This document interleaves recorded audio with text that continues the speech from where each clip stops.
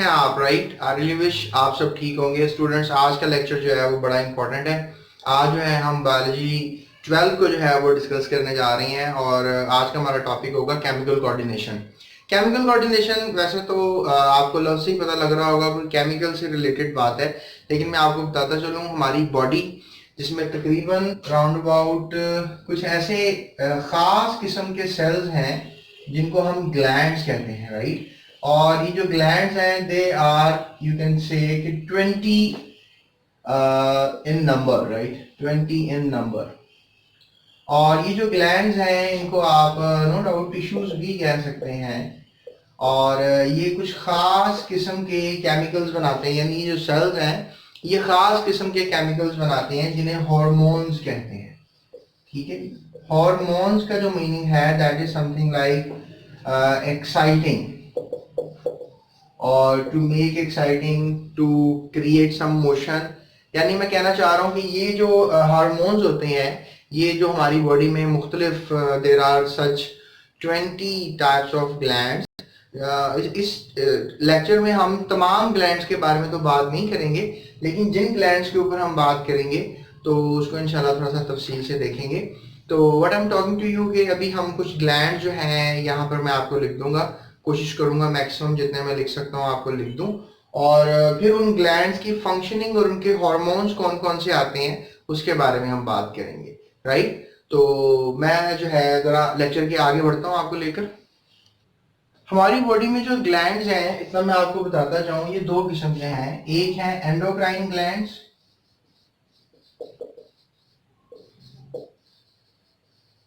और कुछ ग्लैंड जो हैं उनको हम एक्सोक्राइन ग्लैंड्स भी कहते हैं। स्टूडेंट्स, जो एंडोक्राइन ग्लैंड्स हैं आप कह लो ये डक्टलेस हैं। डक्टलेस का मतलब होता है कि ये अपने जितना भी हार्मोन है, केमिकल है, ये टिश्यूज केमिकल बनाते हैं, ये ब्लड में थ्रो कर देते हैं। राइट, और फिर जब ये केमिकल ब्लड में आता है तो डेफिनेटली हमारी पूरी बॉडी में रेगुलेट करता है वो केमिकल, और जहां पे जिन सेल्स को वहां पे जो ये केमिकल रिक्वायर्ड है वहां पे जाकर ये एक्शन करता है। और एक्सोक्राइन में थोड़ा सा मामला ये है कि ये डक्टलेस नहीं है, it has its own ducts. It has its own ducts. यानी आप कह सकते हो कि जो हमारे पास एक्सोक्राइन ग्लैंड्स हैं जो भी हैं, जो अभी आपको थोड़ी देर में बताऊंगा, वो सब क्या है, दे आर डक्टलेस, यानी कि इनकी जो है दे आर डक्टफुल, सॉरी, इनकी अपनी डक्ट्स होती हैं। राइट, जबकि जो एंडोक्राइन ग्लैंड्स हैं इनकी अपनी डक्ट्स नहीं होती, ये ब्लड में केमिकल्स को थ्रो करते हैं। तो आपने ये शॉर्ट क्वेश्चन के तौर पे भी सवाल को तैयार करना है कि एंडोक्राइन और एक्सोक्राइन ग्लैंड्स कौन कौन से होते हैं। अब स्टूडेंट्स, अगर हम let's say we talking about glands, तो ये जो ग्लैंड्स होते हैं ये टारगेट सेल्स के ऊपर काम करते हैं। यानी we have a lot of cells, 200 types जो हैं हमारी बॉडी में सेल्स मौजूद हैं।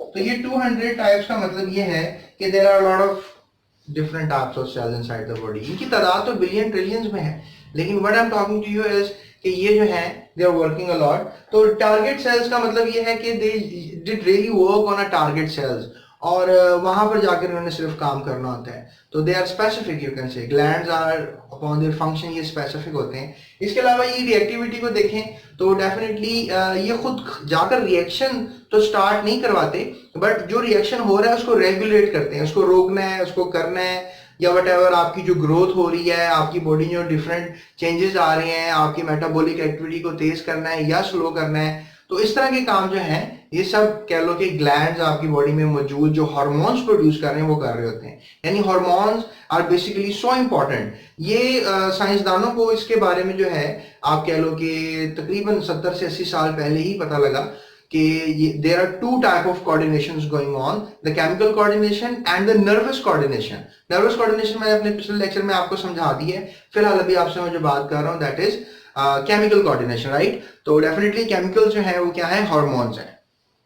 स्टूडेंट्स, अगर हम अब बात करें आपसे about the different types of hormones, तो यू विल बी थिंकिंग के जो हार्मोन्स हैं वो क्या होते हैं, वो फैट्स होते हैं, वो लिपिड्स होते हैं, फैट लिपिड्स होते हैं, या प्रोटीनियस इन नेचर होते हैं, या विटामिन टाइप होते हैं।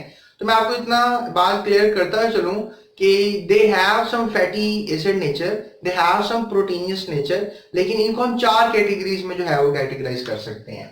यानी जो एंजाइम्स हैं वो प्रोटीनियस भी हो सकते हैं, यानी they could be protein in nature, right. Enzymes जो है they could be something like amino acids के बने हुए हो सकते हैं। अब देखो स्टूडेंट्स, आपको पता है कि अमाइनो एसिड्स जो है वो प्रोटीन्स बनाते हैं, लेकिन देखो अगर प्रोटीन नहीं बन रहा तो अमाइनो एसिड की चेन तो बन रही है ना। लेकिन जैसे दैट कि जो अमाइनो एसिड्स हैं या इनके डेरिवेटिव्स हैं ये भी हार्मोन्स कहलाए जा सकते हैं, लेकिन आप इनको प्रोटीन्स नहीं कह सकते। You can just say that proteins आप तब कहते हो कि जब आपके पास कोई 20,000 या 10,000 अमाइनो एसिड्स की चेन हो।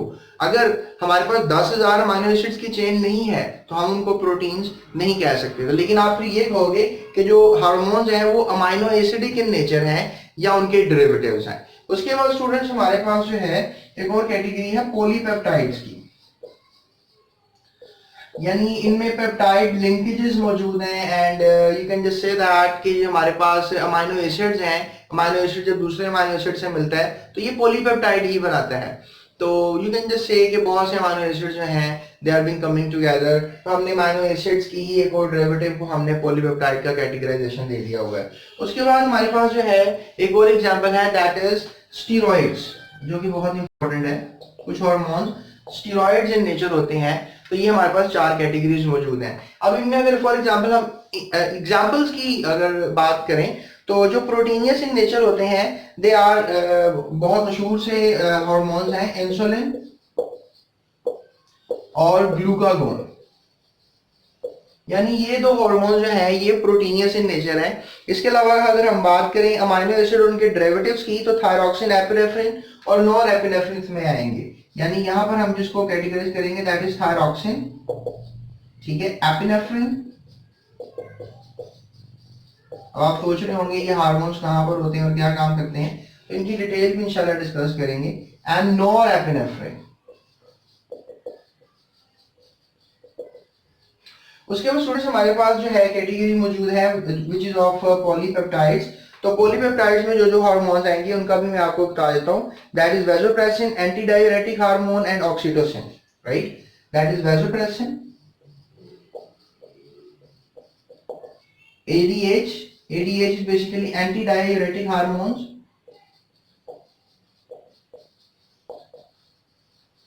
and इसके अलावा ऑक्सीटोसिन, राइट। तो ये हार्मोन्स जो हैं आप कह लो कि they are a kind of polypeptides in nature. उसके बाद स्टेरॉइड्स की कैटेगरी आती है। स्टेरॉइड्स में बहुत से हैं, एस्ट्रोजन, टेस्टोस्टेरोन, कॉर्टिसोल्स, ठीक है। एस्ट्रोजन को आप ले सकते हो, टेस्टोस्टेरोन्स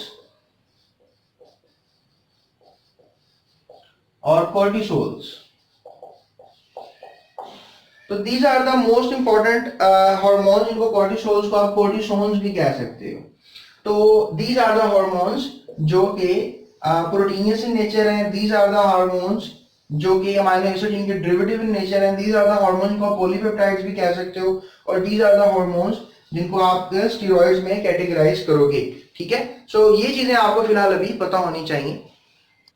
तो स्टूडेंट्स अब what we are talking next is about hypothalamus. Hypothalamus, you know, it's a really important part of your brain, or it is being situated inside the brain, center part of your brain. और उसके साथ ही बिल्कुल एक और gland जो है वो situated है, that is known as pituitary gland.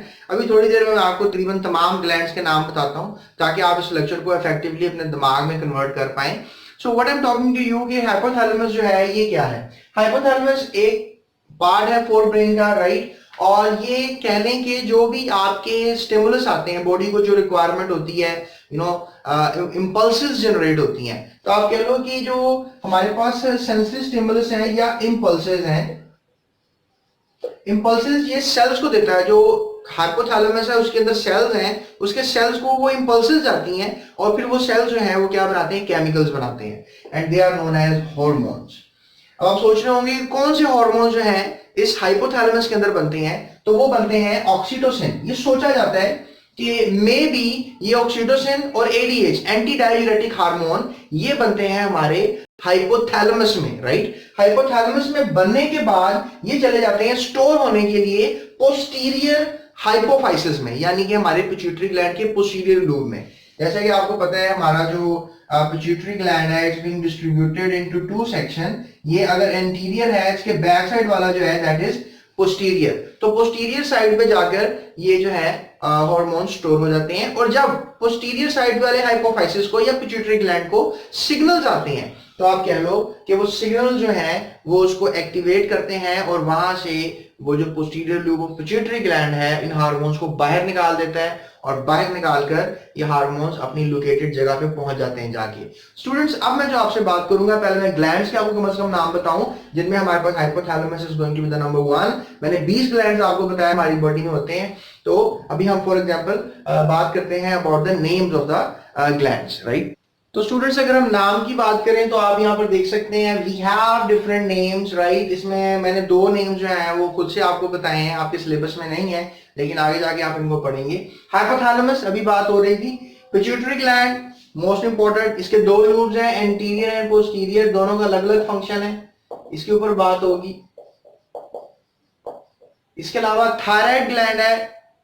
अच्छा, आप ना ये लेक्चर से पहले एक जाकर जरा ग्लैंड्स की तस्वीर देख लें, राइट। अभी गूगल करें ग्लैंड्स, आपको बॉडी में मुख्तलिफ लोकेशन नजर आ जाएगी, तो फिर ये लफ्ज बोलूंगा तो आपको इजीली समझ में आएंगे। तो थायराइड ग्लैंड, राइट, सिचुएटेड है, इसी के अंदर छोटे छोटे से 4 डॉट्स हैं, these are known as parathyroid glands, right, this is known as parathyroid gland. उसके बाद हमारे पास पेंक्रीज है, पित्ता है हमारा, उसके अंदर भी कुछ खास सेक्शंस हैं सेल्स के, टिश्यूज के, उसको हम कहते हैं आइसोलेट ऑफ लैंगरहैंस, तो वो भी ग्लैंड के तौर पे काम करते हैं, केमिकल्स बनाते हैं। इसके अलावा एड्रिनल है, ये किडनी है, किडनी के टॉप पे एक कैप सी बनी हुई है, दोनों किडनीज के टॉप पे, उसको हम एड्रिनल ग्लैंड का नाम देंगे। फिर हमारे पेट में भी गैस्ट्रिक ग्लैंड हैं जो HCl पैदा करते हैं फूड डाइजेशन के लिए। उसके बाद गॉनेड्स हैं जिनमें मेल टेस्टिस, फीमेल में ओवरीज। उसके अलावा थाइमस ग्लैंड है और पाइनियल ग्लैंड है। तो these are the name of the glands. Hypothalamus के बारे में मैंने आपसे बात की। स्टूडेंट्स, अभी तक के लिए मेरा ये लेक्चर यहीं पर है। मेरा अगला पार्ट जो है अगर आपने देखना है तो वो पिट्यूटरी ग्लैंड और मुख्तलिफ ग्लैंड्स के ऊपर होगा। मे बी इसके 3 पार्ट्स तक मैं बनाऊंगा, और थोड़ा सा अभी मैं आपको जो है नेक्स्ट पार्ट के अंदर हाइपोथैलेमस की फंक्शंस के लिहाज से बताऊंगा, और उसके बाद पिट्यूटरी पे आ जाऊंगा। तो स्टूडेंट्स, आई होप आपको ये वीडियो थोड़ी बहुत पसंद आई होगी। अगर पसंद आई है तो लाइक तो बनता है, और शेयर और सब्सक्राइब करना ना भूलिएगा। और डिस्क्रिप्शन में जाएं, मैंने सारे लिंक्स दिए हुए हैं, और प्लेलिस्ट में जाएं, वहां पर जाकर आप तकरीबन पूरे चैप्टर के जो आपको रिक्वायर्ड है वहां पर आपको वीडियोस मिल सकते हैं। सो अपना बहुत ख्याल रखना आपने, ये मेरा गोल्डन मैसेज आपके